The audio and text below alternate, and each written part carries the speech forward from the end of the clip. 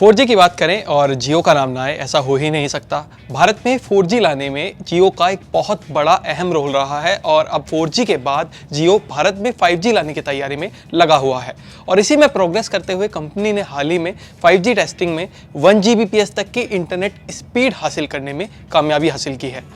अब जियो का 5G कब तक भारत में आ पाएगा और 5G से जुड़ी हुई बाकी सारी बातें मैं वीडियो में आपको आगे बता रहा हूं, लेकिन उससे पहले जल्दी से टेक तक को YouTube पे सब्सक्राइब कीजिए, हमारे फेसबुक पेज को लाइक कीजिए और इंस्टाग्राम पर टेक तक को फॉलो कीजिए। और उसके बाद शुरू करता हूं मैं आज की वीडियो। आप देख रहे हैं टेक तक और मैं हूं शिवम। देश में जल्द से जल्द made in India 5G network roll out करने के लिए इन दिनों रिलायंस जियो का सब ब्रांड रेडिसिस क्वालकॉम के साथ मिलकर काम कर रहा है।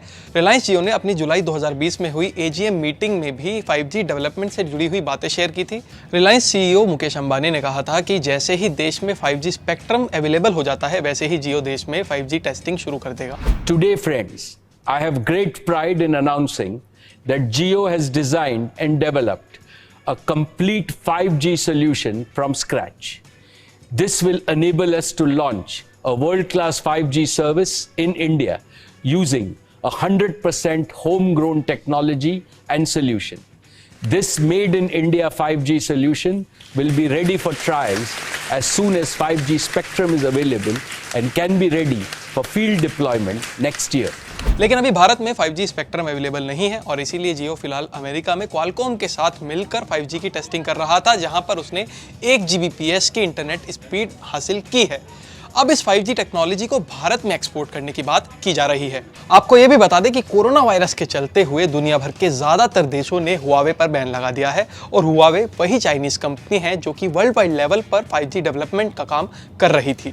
लेकिन जियो ने अब 5G का सक्सेसफुल ट्रायल कर लिया है और जियो का ऐसा दावा है कि अब वो वर्ल्ड वाइड हुआवे की जगह ले सकती है। जियो न केवल 5G नेटवर्क पर काम कर रहा है, बल्कि 5G इनेबल्ड स्मार्टफोन्स भी बना रहा है, जिनकी कीमत 2,500 से 3,000 के बीच रह सकती है।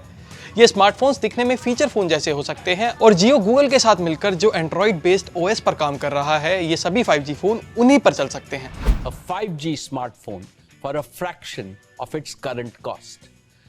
But to power such a value engineered smartphone, we also need an equally value engineered smartphone operating system, and such an operating system must be designed with India in mind.